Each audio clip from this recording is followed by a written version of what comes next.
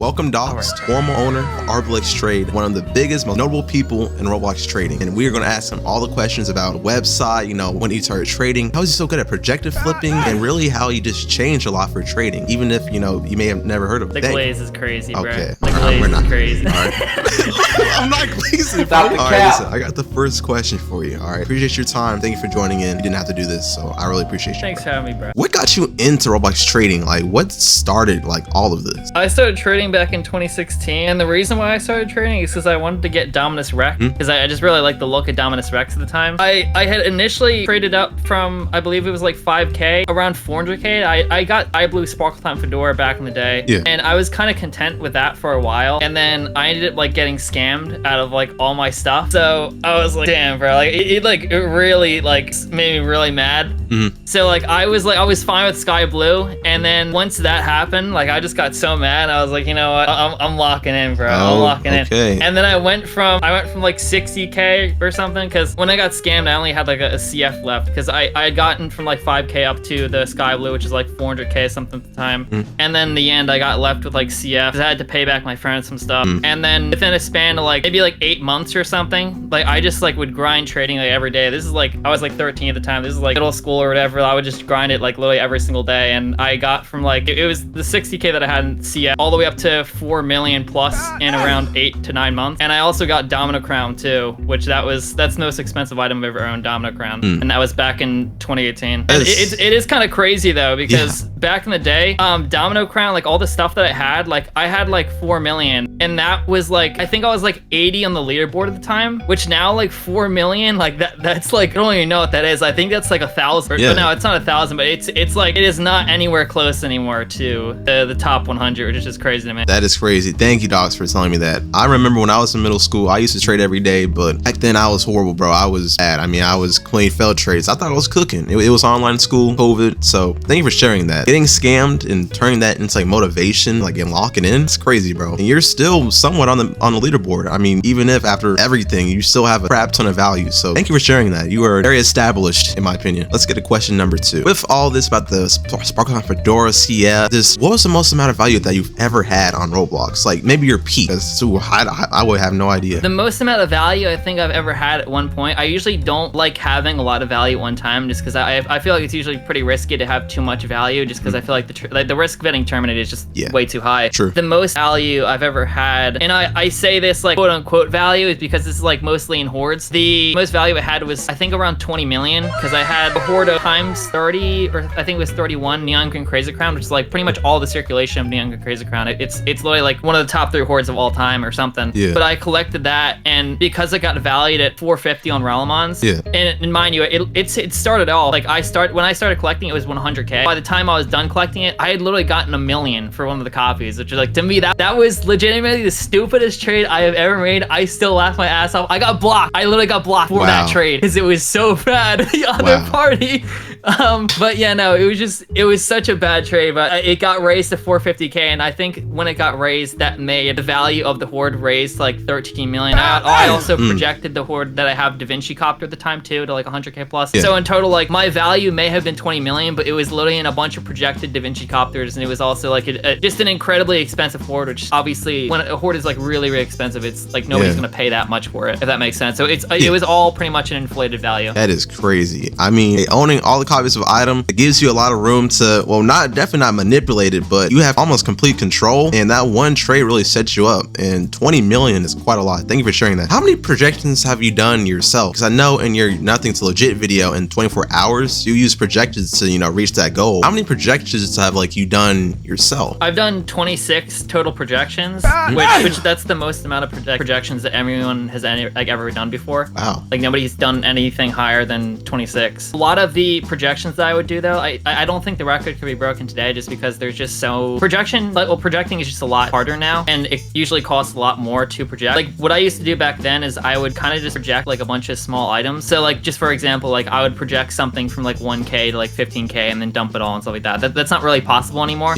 Nowadays, if you actually want to profit from a projected, you're usually going to want to do 50 to 100K or something like that. But I would pretty much collect multiple hordes at a time, just back to back. I would literally do projections every single week. weekend. Yeah, I don't know. Like when I would do one projection, then I'd have the next one planned out for the next week, and I just used to do that back to back to back. So that's kind of why I have so many projections, stuff like that. I just got like really, really good flipping. Hey, it's just yeah, I guess that helped you reach 20 million value at some point. You think so? Yeah, no, at the time that was pretty much my main way of profiting, and that's kind of how I had gotten from the 60K to 4 mil back in the day, just because I just did so many projections. And I also had a massive hoard of, you know, the Dupa fly cap, right? Yeah. Yeah, I had also like a good portion of my value at the time was from Dupa fly cap, because I had hoarded 400 of them when they were 5K each. Yeah. And I dumped them all when they hit 10K, so I made 2 million profit off that hoard in a matter of like 2 to 3 months. Like it was like insane, because like Dupa fly cap, I think Super fly cap at the time was like 13 or 14K. Yeah. And to me, it just made no sense as to why, because mind you, red I think is a more popular color than purple. So Yeah. to me, I didn't really think it made much sense as to why Super was so much cheaper than, oh my god, Dupa was so much cheaper than the Super fly cap. Yeah. So that's kind of why I just mass hoarded it, and I was the biggest hoarder of it at the time. Like literally when I dumped my hoard, like it crashed the value of it. But yeah, I just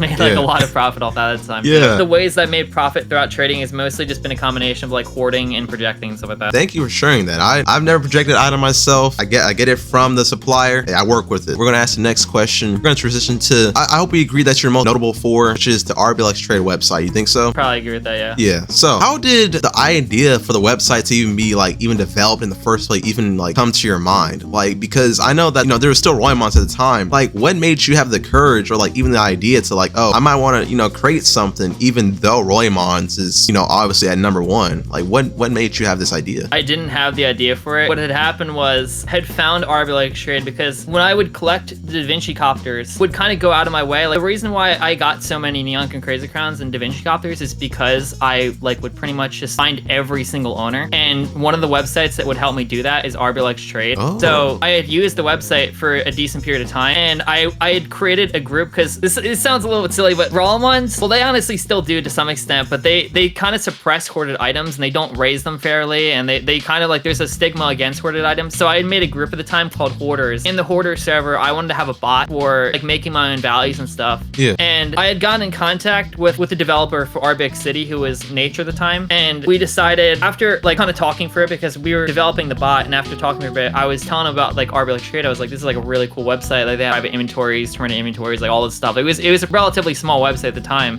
but I saw a lot of potential in it. I just thought it was pretty cool, and I was like, if I bought into RBLX TRADE, would you come on with me and develop the website? And he's like, yeah, sure. So I was like, all right. That's lit. So I did that. I don't know. It was a bunch of problems, but pretty much Nature brought Linkmon on, and Linkmon wouldn't really do anything. Nature he wasn't really doing much development either, which I don't really blame them for at the time, I guess, because there wasn't really much money. We weren't really making all that much at the time, but I was like really passionate about it, and Yeah. Beak was the original he was the original developer of the website. And what had happened was I asked Beak if he would come back on the project in exchange for 25%. Basically what had resulted over the next year or so is both Nature and Linkmon both got kicked off, and then it just ended up being both me and Beak. So Beak, like I said, is the original creator of the website, and I bought him out and brought along with Nature and Linkmon. You know, it just basically they weren't really contributing as much as we were, and we just kicked both of them off, and then that's kind of how all that happened. And then that was in like the first year or so. Like, this is 2020, and by I think like September of 2021 is when that was all sorted out, and it was pretty much just 50-50 between me and Beak. Wow, I mean, hey, sometimes you gotta do what you gotta do, but I did not know that RBLX TRADE was actually something that you took ownership of. I thought it was like developed from like the ground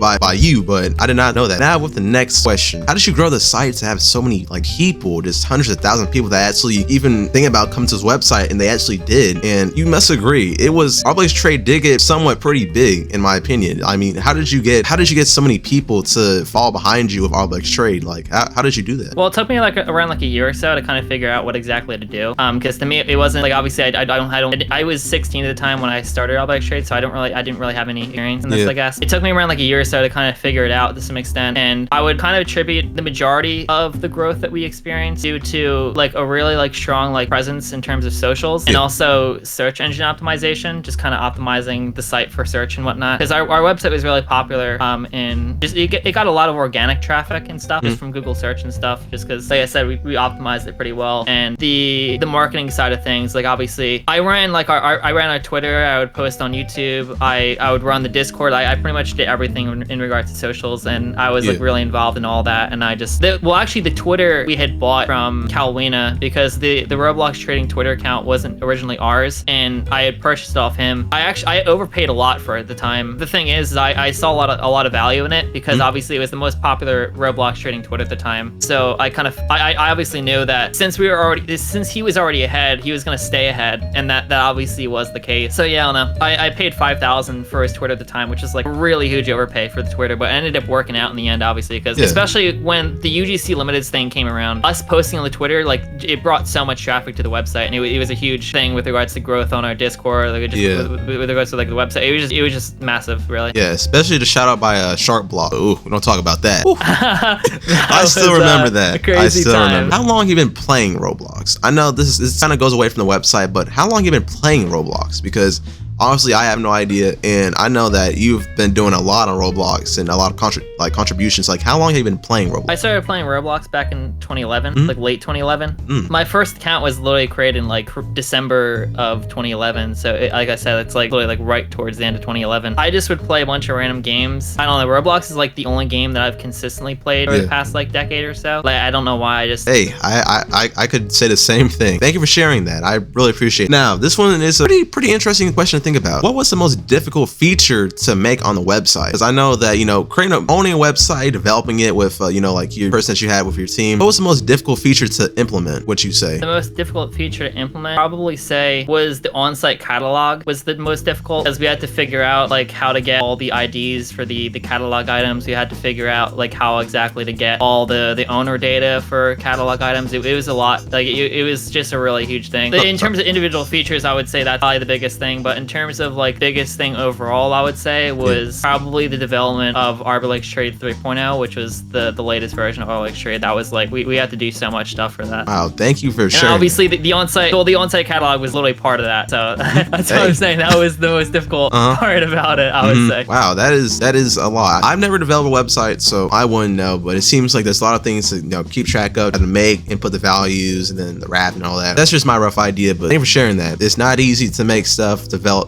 I know pretty sure. So with the next question, how big was your team for RBLXTRADE? Because I know that you said that over the history you had to cut some people off because they weren't inputting as much value as you wanted them to. How big was the team for Trade? It was literally just me and Beak. I would direct all the development. I would kind of handle all the socials and everything like that, and Beak would just develop the website and stuff. That is interesting. Only 2 people. Wow, I did not know that. I thought maybe there could be maybe like a website developer or even someone to assist with something else. So it was just 2 people that was able to help carry this off the ground, you think? Realmon is 1 person too, so it can even be done with the smaller. Well, I wouldn't even say team, it's literally just 1 person. So nice. Thank you for sharing that. I did not know that, actually. Thank you. What did you think made your website different from Realmon's? Because it's true that if you be something from a website and it's an attempt to maybe hire out of it, then it's not really effective because people would just use the other websites. They did it first, so why would we switch? So what did you do to make your site, different from like what did Realmon's not have that you maybe capitalized off of maybe? Well, I would say the main thing was just kind of providing more niche things, I guess. Like I said, like we had the private inventory and the banned inventory stuff. We also had the profile pages and all that stuff. Like we just kind of had like a lot of data that Realmon's didn't show, which is like I would kind of say like it was less important data, but obviously like some people still cared about it, so it was more like niche features, I would say. And there was some other stuff, I guess, which something that been pretty popular feature as of recent, which other websites and bots has kind of taken from us, was the trade tracking thing. Was something that we introduced back in 2020, which is like a way to track all the trades of items and stuff. And there is like some road track bot or something which is kind of taken that and ran with it, which is pretty cool to say. That is pretty cool to see. I'm just happy that just you were able to just develop something and have some, even if it was like the niches of things, some people greatly appreciated that, and that's what made your website have its personality. It wasn't just another clone, another copy. It was something that you put work in, you develop, and you were able to find things that some other websites just don't have. That's the best way to grow, is to just implement new things, test and see, oh, do the players like this or that. I like how you use experimental ideas. That's what I like, and some of the ideas did work, so thank you for sharing that. That's very nice. And next question, what was the hardest challenge about like running a whole different website? Because I know that you started at like 16. Was there like a lot of pressure at the start? Because you're 16 years old. You were my age, and you had a whole trading website, and I can't even fathom that. Like, how did you was there like any hard challenges at like such a young age trying to like develop this website with another person, and then whatever happened with Linkmon and whatnot? Like, just was there a real challenge at such a young age this website? Say in terms of developing it, well, obviously I wasn't the one developing it, but directing the development of it, I guess, was hard at sometimes because I would kind of have to make a lot of decisions for stuff. Yeah. I definitely would say the hardest part, the initial traction to RBLXTRADE, because like I said, I didn't really know how exactly to grow the website at first, and it just kind of took like a lot of trial and error and just a lot of research to kind of figure out what exactly to do, which is kind of why, like, over time it just picked up eventually, I guess you could say. Thank you. It was mainly just the initial traction that was definitely the hardest part of the website for me. That was definitely the hardest part, I would say. Sorry if this is an obvious question, but do you still play or like trade on Roblox? And if you do you still trade like you used to, or do you plan on just being more chill, you think? I don't really trade on Roblox anymore. Well, I do still collect my Da Vinci copters just because I like the item, and I don't know, it's pretty fire, bro. I don't really play any games in Roblox. The only game I'll occasionally play, well at least right now as of recent, there's a game called Bike of Hell, and I'll just kind of play that game randomly, and it's just literally a bike game where you just compete against other people and you just ride a bike. That's the only game I play. I probably have like 1,000 wins on that game or something. So Your Nothing to Legit video in 24 hours, it blew up with over 800,000 views, or well, close to. Did it change anything, you think? Like 800,000 views, that must be a lot of traffic from your YouTube website. I mean, from YouTube. That like maybe add to RBLXTRADE, or like the traffic, or like what did that improve? You gained a decent bit of traffic for RBLXTRADE, but I don't think it was anything crazy. Yeah. Because I didn't really plug the video all that much in that one. Like, it was more so Trade Hangout, I would say, that I used a lot in that video. In terms of the growth of my channel, I guess, I don't know. I saw a decent bit of growth from it, but nothing too crazy, I would say. Just wondering, because hey, 800,000 views, that is high competitive. I know I can't beat that. So I'm gonna delete the video so I can get a chance. But yeah, hey, thank you for sharing that. I was really curious though, because 800,000 views, I was like, hey, maybe that started something, you know, got some recognition. Thank you for sharing that. I really appreciate that. Was YouTube part of your like overall plan, or was it just something you want to do for fun? Like, oh well, if I have this website, then I guess I'll just make trading videos. Or was it like, oh well, I like trading, so I'm just gonna make videos? Like, was YouTube a part of the plan with RBLXTRADE, or was it just like another thing? It was a part of the plan. Linkmon was originally brought on because he was supposed to make content, but obviously that didn't pan out, and which is why he got kicked off project. Yeah. When he got kicked off, I guess I wasn't really thinking of making YouTube content and stuff, but there wasn't really any content creators at the time besides like Kylie and Waffles, so I kind of figured I would just make my own stuff just because, I don't know, I just figured it just not much content out there for YouTube. I did kind of enjoy making the videos to some extent, but it would just take so much time just editing them. It would sometimes take me like 20 hours or something ridiculous like that, and it just, I'm not gonna say I hated it, but at times it was a little bit annoying, and times that I enjoyed it. It was kind of like a mixed bag of sorts, I would say. Well, I did not know that. I thought maybe it could have been for fun, or like, oh well, since because you must admit you're a pretty good trader. 26 projections, that's crazy. No, I did used to do videos for fun back in the day. I just kind of lost motivation to do them because I used to make like little edits of like just random situations that would go down. I like wanted, like, the most popular one that I have, which is privated now, it's like someone with Dominus Form or something like that, where Dominus Form comes out and then there's like all these items dropping. I just used to make like silly edits back in the day. Yeah. And that's what initially got traction to my channel, and then I started uploading the actual trading content, and I started taking it more seriously when RBLXTRADE was obviously nice. Yeah, the trading niche is small, so it was good to take, to capitalize off that. A small niche, hey, little competition, get big. Very nice. Really, my main question: why did you decide to sell the Discord and the website? Because I know the answer, but I see some videos on YouTube like, yo, like so like legit. If you search up, you can see it says someone told dogs to get the website back. What happened? Just there's still some people who actually don't know what happened, and like maybe why you decided to sell it. Like, like other website owners. What made you want to sell it? Was it a personal thing, or was it an ambition thing, or you wanted to develop something even better? What made you decide to do that? Kind of a combination of factors, I guess. Yeah. Like we were making okay money, but it wasn't anything crazy. I would definitely, I told you this obviously, but I would definitely say that the trade hold thing was definitely a big factor, because when that came out, like it made like making content so much harder. Like Kylie and Waffles both kind of dropped off of trading content time. Yeah. And like there was all the UGC Unlimited stuff going on all the time. I felt like trading was just kind of a risky thing to some extent. I didn't really know if it would pan out all that well. Additionally too, I just feel like, well, obviously there's an opportunity cost too. Like if we decide to keep pursuing that, I just felt like the opportunity cost just wasn't worth it, because the trading websites, like, they make like good money to some extent, but not like anything insane to where it's worth like a lifetime, basically no lifing it. Just why I I didn't really think it was worth it in terms of the opportunity costs. Like obviously there's a lot better things that I could be doing, so that's kind of a big reason why too. Yeah, well, thank you for sharing that. Hey, sometimes you gotta do what you gotta do. If it doesn't work out, well, I'm trying to think real quick. I'm trying to think. Oh no, you good. This is another thing I think. Yeah, I don't know. It was more so just like the opportunity cost, just like the fact that it's obviously kind of risky. I just didn't really think it was worth it. Like it just, I guess the saying you could say is that the juice was not worth the squeeze, in my opinion. Hey, good saying. Hey, if that's the truth. I did feel as though we could succeed if we kept pursuing it. I just didn't know how long that would take, and I don't know. I just didn't really think it was worth it, I guess. And also when we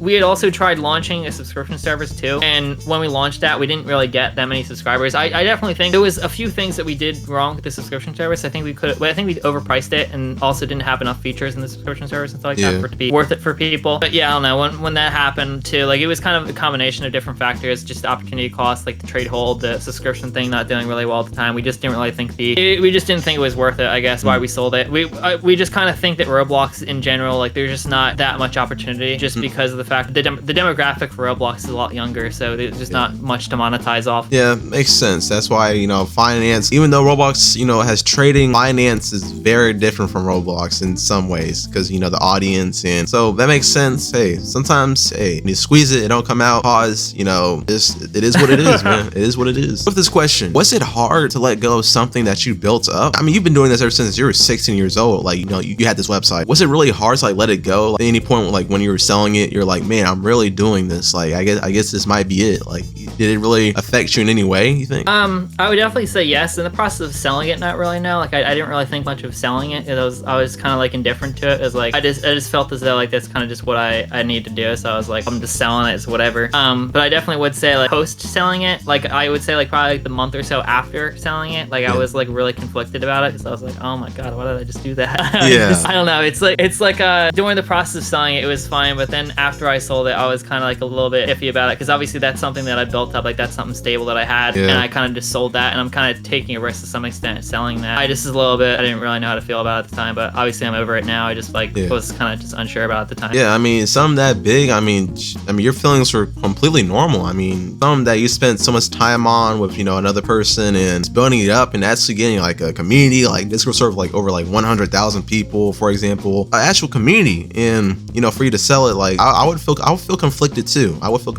So with the last and final question, Doxed, I really appreciate all your time. You're the GOAT, like better than LeBron Thank James. You, I'm cutting this out. The glaze is crazy. Could we ever see a comeback from you? This might be an obvious answer, but is there maybe anytime in the future you may be like, it's like you got scammed for the Sparkle Time Fedora, like, oh well, actually forget it, I'm gonna lock in and we're gonna do something new. Like, could we maybe ever see a comeback in terms of like maybe another website or anything, like try and make like a new revolutionary idea? Is there? I don't think I'm gonna be doing anything like Roblox related anytime soon. So like I said, I just don't really think this market is profitable enough for it to be worth my time, I guess. I definitely say RBLX Trade was obviously there was a lot of passion behind it and stuff like that, but obviously as you get older, and obviously like when you're dedicating so much time to it, finances kind of become a thing. So it's like, just after a period of time, like the finances of it kind of start to matter a lot. So it's not to say like I was doing RBLX Trade for the money. It's just obviously past a certain point, it's like that's something that you have to account for. Like when you're like literally spending like hours a day, like every single day of the week, like working on it, it's just kind of like I gotta be getting something out of it. Hey, that is the truth. So sadly,